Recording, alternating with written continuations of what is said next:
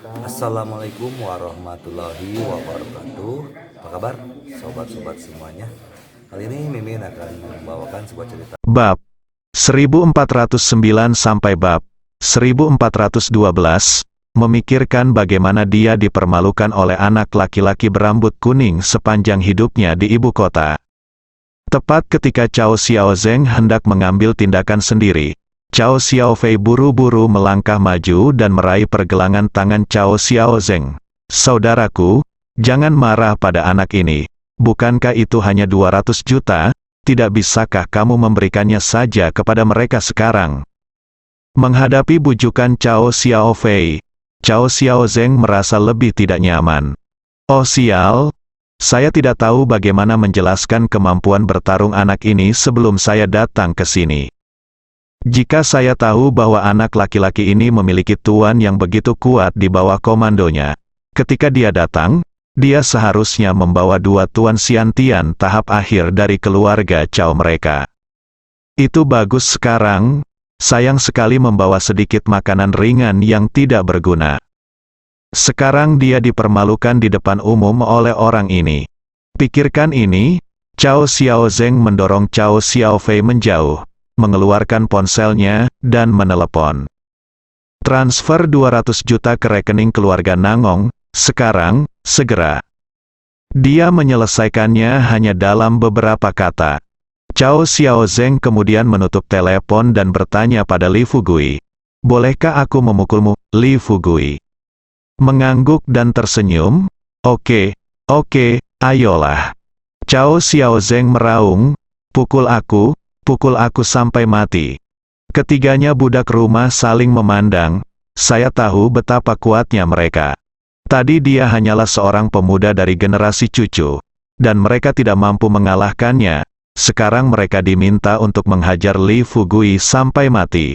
Apakah mereka meminta mereka untuk memukuli Li Fugui sampai mati?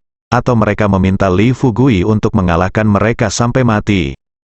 Saat mereka bertiga ragu-ragu, Li Fugui mengedarkan vitalitas di tubuhnya dan hanya menggunakan energi cerahnya untuk bergegas menuju ketiga orang itu. Dibandingkan dengan Chang Sun Feng, saat Li Fugui bertarung dengan ketiga orang ini, dia tampak kesulitan. Pertukaran timbal balik itu berlangsung selama 10 menit. Li Fugui akhirnya mengalahkan 3 orang satu demi satu. Ketika mereka bertiga benar-benar kehilangan kemampuan bertarungnya, Li Fugui berkata dengan terengah-engah, "Sudah lama sekali saya tidak mengambil tindakan. Sepertinya kemampuan bertarung saya semakin buruk." Chang Sun Feng dan Suetu secara alami tahu bahwa Li betapa kuatnya Fugui. Nangong Suo dan Nangong Liang juga mengetahuinya dengan baik. Tapi Cao Xiaozeng tidak bisa menahan senyum bangga di wajahnya setelah melihat Li Fugui bertarung dengan 3 budaknya. Dengan kekuatan seperti itu, awalnya dia ingin kedua masternya datang. Tapi sekarang sepertinya jika dia ingin mengalahkan anak ini lain kali, dia hanya perlu memimpin 1 master. Pikirkan ini, kemarahan di wajah Cao Xiaozeng berangsur-angsur menghilang.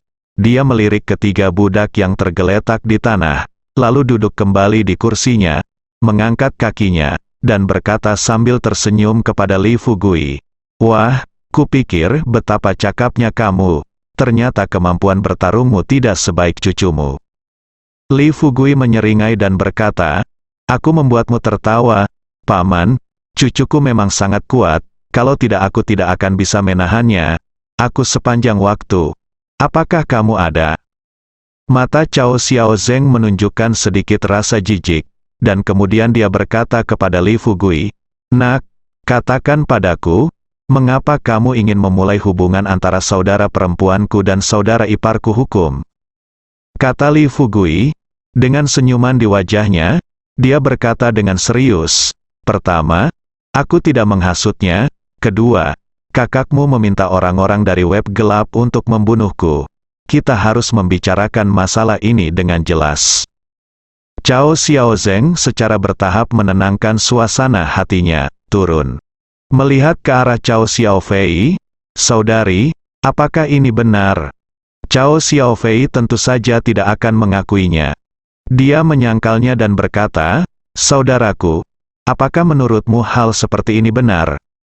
Cao Xiaozeng tersenyum dan berkata, Li Fugui, kamu mungkin tidak mengenal keluarga Cao kami dengan baik. Jika saudara perempuanku benar-benar berencana untuk bertanya kamu melakukan ini, jika kamu memiliki nyawamu, mengapa kamu masih perlu menemukan seseorang di web gelap? Mundur selangkah, bahkan jika dia benar-benar ingin membunuhmu, apa yang dapat kamu lakukan jika dia pergi ke seseorang web gelap? Masih bisakah kamu memberikan adikku padanya? Bisakah kamu membunuhku? Li Fugui berkata sambil tersenyum, oh, jika aku benar-benar menemukan seseorang dari web gelap, maka aku harus mempublikasikannya. Lalu aku akan mengatakan bahwa keluarga Cao Anda berkolusi dengan web gelap, dan keluarga Nangong, dua keluarga besar bergabung untuk membunuh kapten tim kedua di ronde ke-6, pemilik lembah Baihua, presiden konferensi pengobatan spiritual, calon menantu Yuxuguan, dan paman dari Kolosseum. Sepertinya pernyataan yang meremehkan. Ekspresi Cao Xiaozeng tiba-tiba berubah. Jika Li Fugui benar-benar melakukan ini, pada saat itu, keluarga mereka harus menghadapi serangan dari kekuatan-kekuatan ini. Nangong Suo pura-pura terlihat panik. Dia buru-buru meminta maaf kepada Li Fugui dan berkata, Tuan Li, bukankah masalah ini sudah diselidiki dengan jelas? Jadi, jangan marah dulu. Jika terjadi sesuatu, tidak bisakah kita membahas solusinya dengan hati-hati setelah penyelidikan selesai? Li Fugui mencibir sebuah suara. Dia berkata kepada Nangong Suo, sekarang para pembunuhnya ada di sini, apa lagi yang kamu inginkan? Cao Xiaozeng juga khawatir. Jangan bicara tentang organisasi yang relatif tertutup seperti Kuil Yuxu, konferensi pengobatan spiritual, dan Kolosseum. Baru ining ke-6, keluarga Cao tidak berani memprovokasi dia dengan mudah. Pikirkan ini, Cao Xiaozeng menarik napas dalam-dalam dan berkata kepada Li Fugui setenang mungkin, Tuan Li, tangkap pencuri dan penyembunyi, pezina dan penipu. Anda terus mengatakan bahwa Xiao Fei kamilah yang menemukan orang itu di web gelap. Paling tidak, kita harus mencari tahu. Datang dengan bukti lengkap. Li Fugui berbalik dan menatap Luo Wei dan Suetu. Kemudian dia berkata terus terang kepada Cao Xiaozeng, ini adalah pembunuh yang mengambil misi di web gelap, dan ini adalah pembantaian darah di web gelap. Sekarang mereka di sini untuk membuktikan masalah ini. Apakah ini masih salah? Cao wajah Xiao Fei menunjukkan ekspresi yang agak gelisah. Dia melangkah maju dan berkata terus terang, sejauh yang saya tahu, Suetu adalah bawahan Anda sebelumnya, dan sekarang Luo Wei telah menjadi anjing di bawah Anda. Tidakkah menurut Anda mereka akan mengatakan apapun yang Anda ingin mereka katakan? Li Fugui berkata sambil tersenyum tenang, oh, maksudmu kamu menginginkan bukti yang lebih kuat? Cao Xiao Fei berkata dengan percaya diri, tentu saja. Li Fugui memandang Jin Feng, tersenyum tipis dan berkata, Jin Feng, kamu bisa keluar sekarang, kata. Kata ini jatuh ke tanah, Nangong Suo, Nangong Liang dan yang lainnya semuanya tampak terkejut. Semua orang di keluarga Nangong memusatkan perhatian mereka pada Jin Feng. Cao Xiao Fei semakin mengernyit, hatinya gelisah, dan dia memandang Jin Feng dengan tidak percaya. Jin Feng melangkah maju perlahan. Setelah sampai di depan Li Fugui, dia tersenyum dan berkata, halo, Kapten. Li Fugui tersenyum tipis, duduk di kursi, dan berkata kepada Jin Feng, kamu seharusnya punya bukti, kan? Jin Feng mengangguk, keluarkan ponsel Anda dengan santai. Saat ini, Cao Xiao Fei benar-benar panik. Jika itu adalah seseorang dari keluarga Nangong, Cao Xiao Fei tidak akan terlalu panik. Tapi Jin Feng berbeda, tidak ada seorang pun di keluarga yang tahu apa yang telah dia lakukan selama bertahun-tahun. Namun, Jin Feng, sebagai bawahan yang pertama kali disuapnya, tidak bisa mengatakan bahwa dia 100% mengetahui perilakunya di rumah Nangong. Setidaknya dia mengetahui 80% darinya. Tanpa menunggu Jin Feng menghidupkan teleponnya, Cao Xiaofei secara impulsif mengeluarkan pistol dari tangannya. Ketika tidak ada yang memperhatikan, dia langsung mengangkat pistolnya dan mengarahkannya ke Jin Feng. Bang bang bang. Disusul dengan 3 tembakan, Cao Xiaofei awalnya mengira Jin Feng pasti akan mati. Tetapi ketika dia membuka matanya dan melihat lagi, dia tidak menyangka bahwa Li Fugui sedang berdiri di hadapannya sambil tersenyum. Sebelum dia dapat berbicara, Li Fugui tiba-tiba meraih pergelangan tangannya. Kemudian dia tersenyum pada Cao Xiaofei dan berkata, "Apakah kamu terburu-buru melompati tembok? Haha, Bibi, itu tidak perlu. Bukankah terlalu mencolok bagimu untuk membunuh orang dan membungkam mereka seperti ini?" Cao Xiaofei membeku di tempat sejenak, saat dia hendak menarik pelatuknya lagi. Tanpa diduga, Li Fugui menggunakan jarinya sedikit lebih keras. Cao Xiaofei merasakan sakit yang menyayat hati di pergelangan tangannya, dan pistol di tangannya jatuh ke tanah. Lihat situasi ini, Li Fugui mengulurkan tangannya dan menjatuhkan 3 peluru di tangan kirinya ke tanah. Kemudian dia meraih Cao Xiaofei dan datang ke sisinya, dan berkata terus terang kepada Jin Feng, "Ayo, tunjukkan buktinya kepada semua orang." Jin Feng kemudian berkata terus terang kepada semua orang, "Baru tadi malam, Nyonya menemukan saya dan meminta saya untuk mencari di web gelap mengeluarkan misi untuk membunuh Li Fugui, dengan hadiah 300 juta. Setelah saya menugaskan misi tersebut, saya dijemput dalam beberapa menit. Di pagi hari, berita keluar. Selanjutnya, Jin Feng dia menceritakan keseluruhan cerita secara detail. Tunggu sampai Jin Feng selesai berbicara. Cao Xiaofei berteriak keras, "Jin Feng, kamu kentut? Kapan aku memintamu melakukan hal seperti itu? Kamu bajingan. Mengapa kamu menjebakku? Aku telah memperlakukanmu dengan sangat baik selama ini." Mulut Jin Feng terlihat, dengan pingsan tersenyum. Dia berkata dengan tenang, "Nyonya, saya tidak menjebak Anda." Jin Feng langsung menyalakan rekamannya.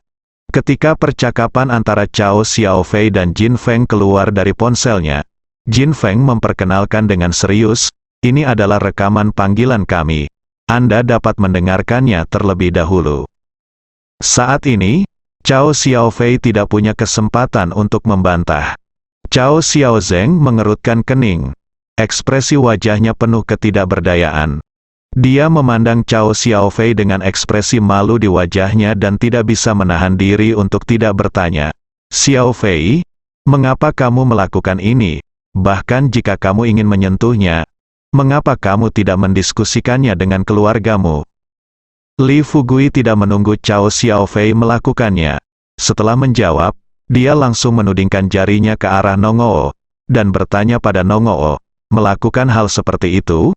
Apakah Anda masih memerlukan kerjasama antara kedua keluarga kita? Benar kan?"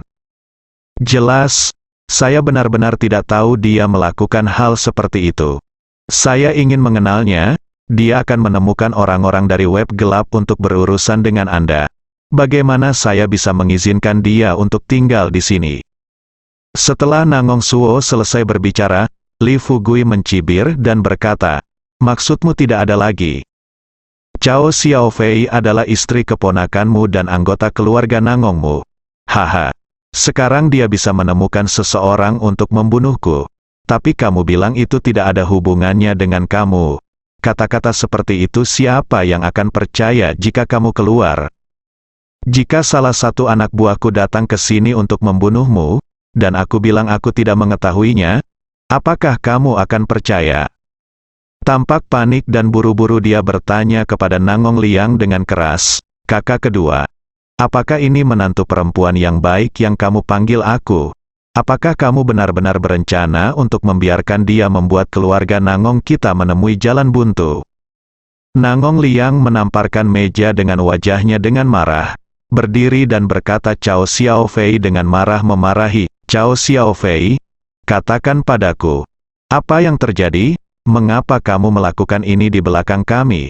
Tidakkah kamu masih berpikir keluarga Nangong kita berada dalam cukup banyak masalah sekarang? Cao Xiaofei menitikkan air mata, menghadapi pertanyaan. Dia buru-buru menangis dan berkata, "Ayah, aku bingung sejenak. Aku hanya berpikir orang ini terlalu sombong. Dia datang ke rumah Nangong kami untuk membuat masalah lagi, dan bahkan melukai Aksu. Aksu adalah cucumu.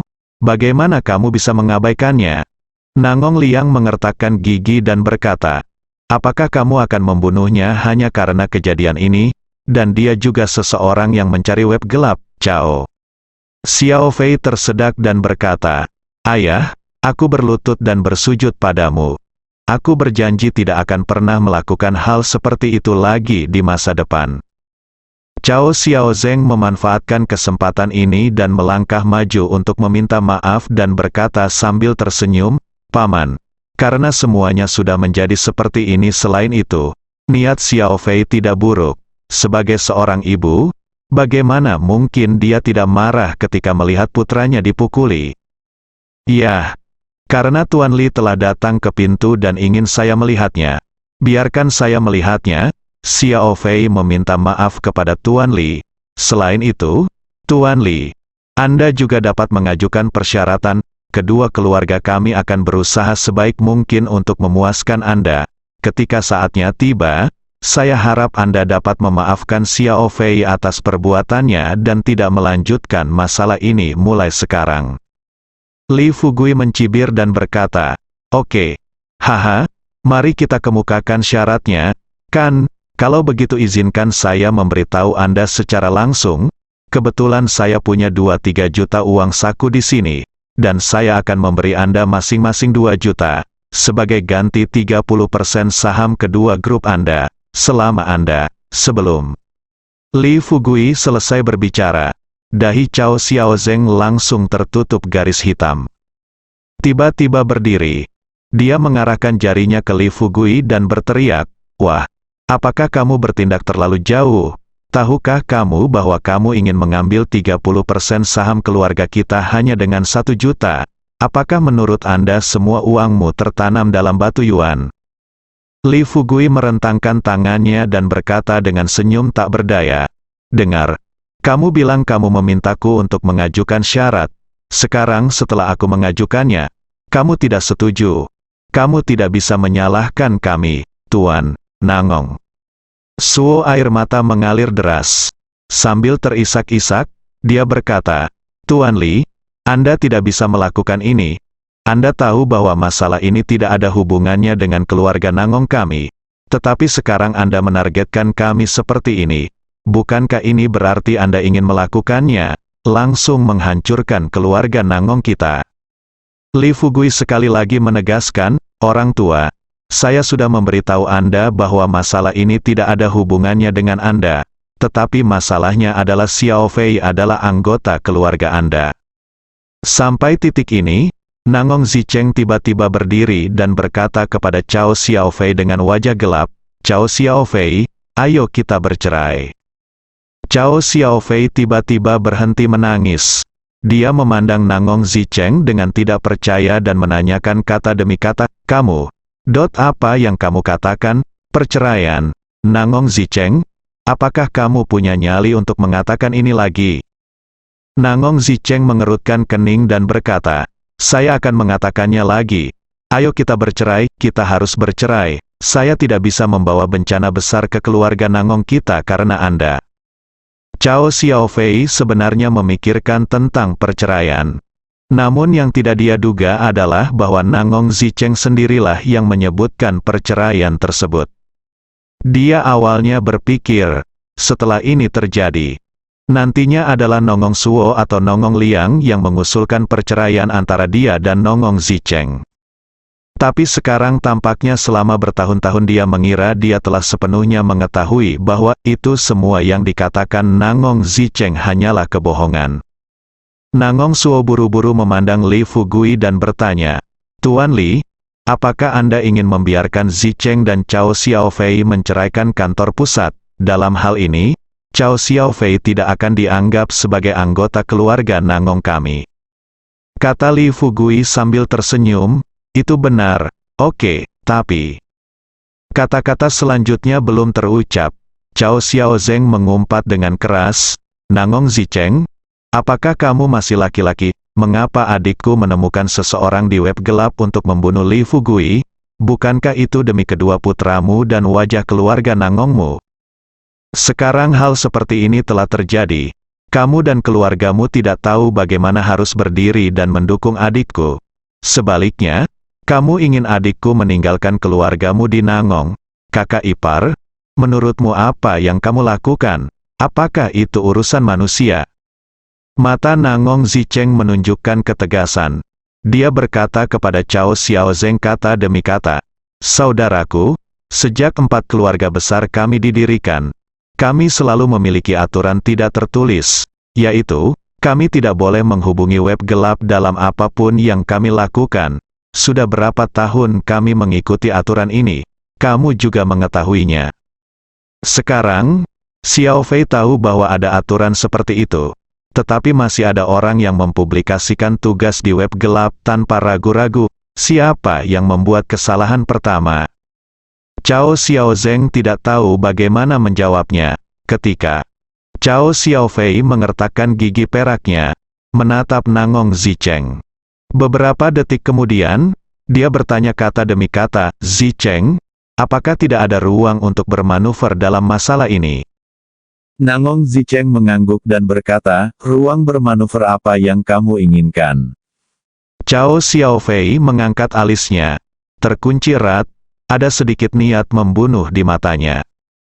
Dia menatap ke arah Nangong Zicheng dan berkata dengan ekspresi putus asa, Nangong Zicheng, aku benar-benar tidak menyangka kamu menjadi orang yang tidak berperasaan. Selama bertahun-tahun, sejak aku menjadi istrimu, aku tidak pernah melakukan apapun yang membuat aku merasa kasihan. Kamu, kamu kutu buku yang tidak berani mengatakan apa-apa, izinkan aku bertanya kepadamu. Tanpa aku, bisakah kamu memiliki semua yang kamu miliki sekarang di keluarga Nangong? Paman adalah orang yang mendominasi keluarga di rumah, bagaimana ayah kami telah membayar banyak untuk keluarga.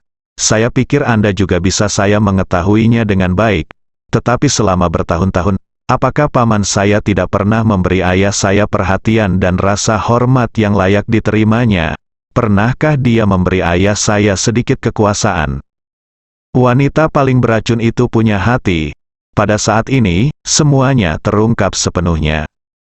Kata-kata singkat Cao Xiaofei, sepertinya semuanya benar. Namun siapapun yang memiliki pandangan tajam dapat mengetahui secara sekilas bahwa niat jahat wanita ini sudah cukup untuk membuat orang gemetar. Keluarga Nangong memiliki segalanya sekarang.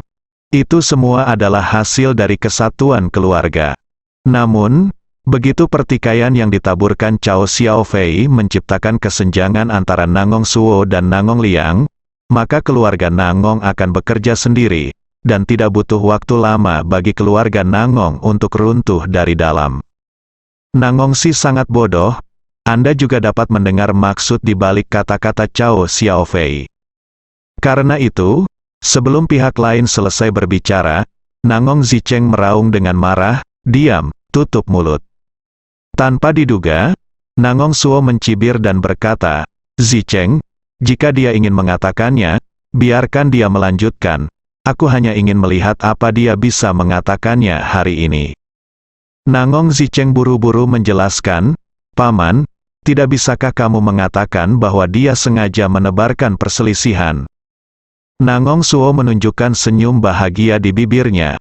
Ayolah, dia awalnya khawatir keponakannya akan salah paham. Tapi sekarang sepertinya keponakannya yang jujur itu masih punya otak. Zicheng, tidak bisakah aku mendengar ini? Haha. Ya, aku adalah kepala keluarga Nangong kita. Di permukaan, aku memang mendominasi keluarga Nangong kita. Tapi nyatanya, haha, semua yang aku lakukan, itu semua adalah hasil diskusi dengan ayahmu. Ada hal lain yang mungkin tidak diketahui oleh para junior. Ada banyak orang hari ini. Jadi aku akan memberitahumu saja, harta. Sebenarnya dari keluarga Nangong kita, sebelum aku mengambil alih posisi kepala keluarga, maka aku memberikannya kepada ayahmu. Adapun siapa yang akan mengambil alih jabatan kepala keluarga setelah kematianku, aku juga sudah membicarakannya dengan ayahmu, dan mencantumkan daftar calon ahli waris kepala keluarga di belakang tablet leluhur keluarga kita.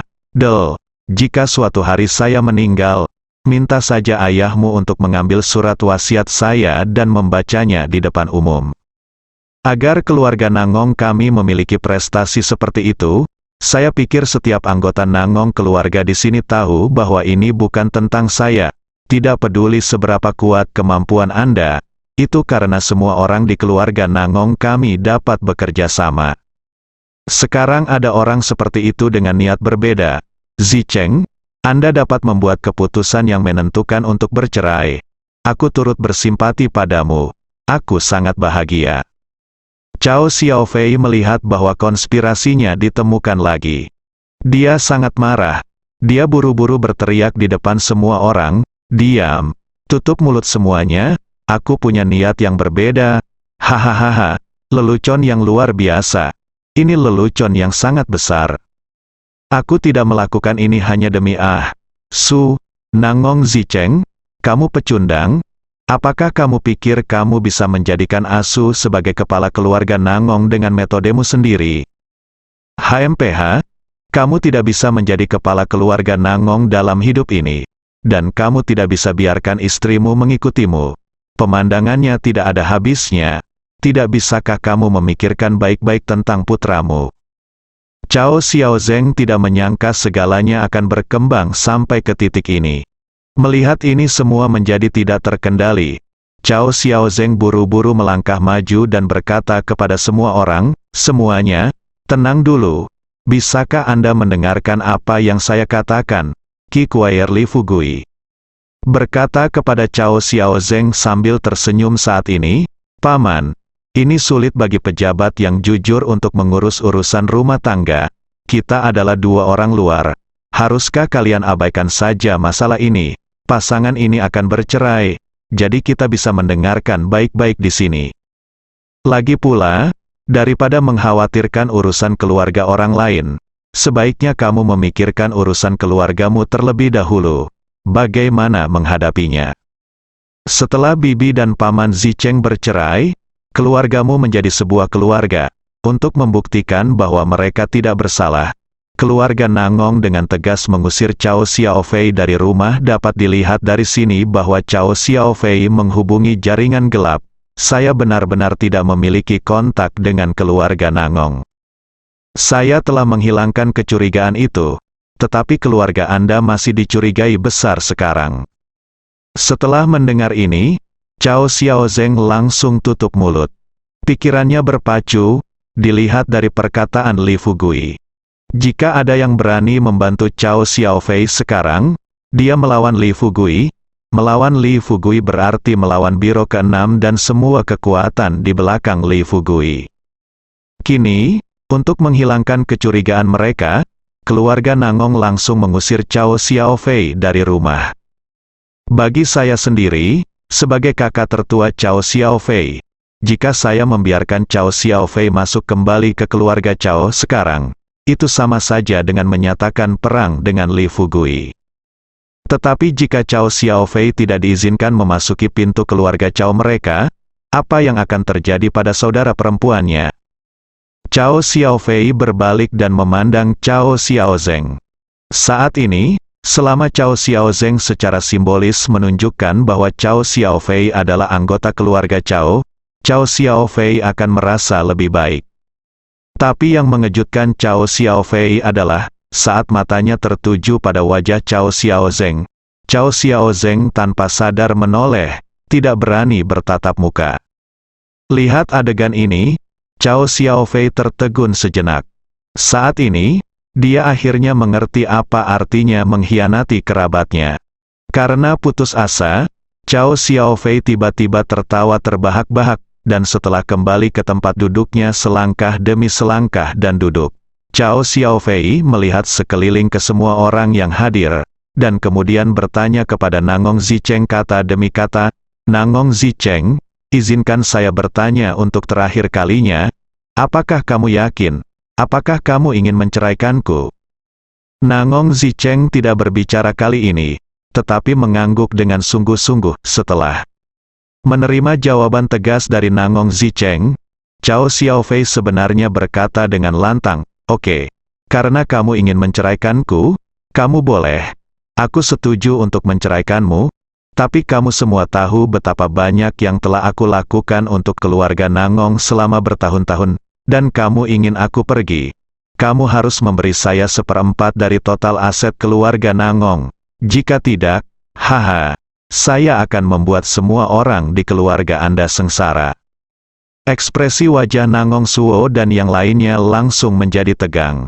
Nangong Tang dan Hu Jun memandang Cao Xiaofei dengan kaget.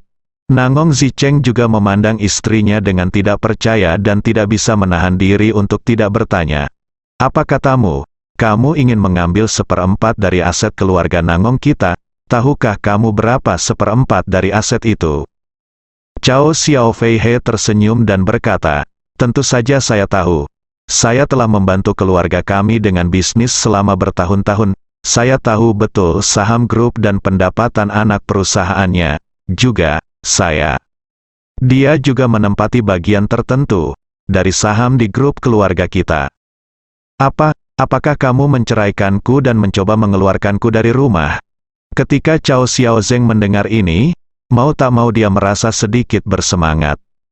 Pikirkan tentang itu, belum lagi adik saya mendapat 1/4 harta dari keluarga Nangong. Selama mereka bisa mendapatkan 1/10 atau bahkan 1/20 dari aset tersebut, itu akan membawa keuntungan besar bagi keluarga Cao mereka. Pikirkan ini, Cao Xiaozeng juga berkata terus terang, "Ya, di dunia ini, bagaimana kamu bisa bercerai tanpa memberikan 1 sen pun harta benda? Bagaimanapun juga, keluarga Nangongmu juga merupakan keluarga besar. Sekarang kamu telah melakukan hal yang tidak tahu malu. Bagaimana kamu bisa masih melakukannya? Apakah kamu melakukan sesuatu yang tidak tahu malu dengan meminta adikku meninggalkan rumah?" Kebencian Nangong Zicheng menjadi semakin kuat. Dia memandang Cao Xiaofei dan menanyakan kata demi kata, "Cao Xiaofei, jika saya tidak setuju, apa yang akan kamu lakukan?" Cao Xiaofei tersenyum dan berkata, "Tidak apa-apa jika kamu tidak setuju. Jika kamu tidak setuju, maka kita hanya bisa melalui prosedur hukum." Saat ini, Nangong Liang berkata dengan dingin, "Apa, jika Anda menemukan pembunuh di web gelap? Bukankah Anda harus melalui prosedur hukum?" Hanya dengan mengandalkan ini, kamu cukup melakukan percobaan pembunuhan. Kalau berani melalui prosedur hukum, percaya atau tidak, kamu akan dijebloskan ke penjara untuk menikmati hidup dalam hitungan menit. Bahkan, untuk orang-orang yang hadir, meski ada kasih sayang kekeluargaan di antara mereka, namun hubungan keluarga apapun pada dasarnya didukung oleh kepentingan. Berbeda dengan wanita yang dimiliki Li Fugui di desa. Kebaikan Li Xiuling dan orang lain kepada Li Fugui datang dari lubuk hati mereka yang paling dalam. Sekalipun Li Fugui tidak punya uang sepeser pun sekarang, Li Xiuling, janda Liu, dan lainnya akan bersedia berbaik hati kepada Li Fugui. Tapi ini anggota keluarga besar, sejak lahir hingga besar, mereka mewarisi gen garis keturunan keuntungan terlebih dahulu di tulang mereka. Karena itu, setelah Nangong Liang dan yang lainnya mendengar permintaan Cao Xiaofei, mereka akan melakukan apa saja agar Cao Xiaofei meninggalkan rumah. Hanya dengan cara ini mereka dapat memastikan bahwa kepentingan keluarga Nangong mereka tidak akan dirugikan. Cao Xiaofei adalah seorang wanita. Dalam situasi ini, dia juga mencoba menggunakan emosi untuk membangkitkan kemanusiaan Nangong Liang dan lainnya. Melihat Nangong Liang mengatakan ini, Cao Xiaofei menyeka air matanya dan berkata kepada Nangong Liang dengan isak tangis, "Ayah, sudahkah aku mengatakan bahwa aku tidak berbakti padamu selama ini?" Nangong Liang terdiam. Ya, sebelum kemarin, Cao Xiaofei masih menjadi calon menantu yang sempurna di benaknya. Namun hanya dalam 1 hari, menantu perempuan yang semula sempurna ini lenyap sama sekali tanpa bekas di hatinya. Pikirkan ini, Nangong Liang menghela nafas dan berkata, Xiao Fei, jika seseorang melakukan kesalahan, dia harus membayar harga yang pantas. Jika kamu tidak menemukan pembunuh di web gelap untuk menyakiti Tuan Li, bukankah kamu akan tetap menjadi milikku, menantu perempuan yang baik sekarang? Tapi sekarang, tidakkah kamu tahu berapa banyak masalah yang telah kamu bawa ke keluarga kami? Sekarang kamu sudah dibersihkan dan keluar rumah, kamu tidak bertanggung jawab atas apapun. Keluarga telah merawat kamu dengan segala kebaikan dan kebenaran. Sebagai manusia, kamu harus tahu bagaimana menjadi puas. Faktanya, Li Fugui setelah mendengar kata-kata Nangong Liang, dia merasa sedikit mual. WTF, tidak ada yang akan mempercayai kata-kata yang terdengar muluk-muluk seperti itu.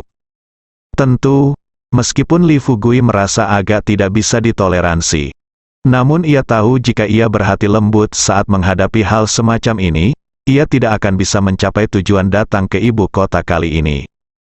Pada akhirnya, kemungkinan besar dia akan terjerumus ke dalam situasi yang tidak dapat diubah karena kelembutan hatinya.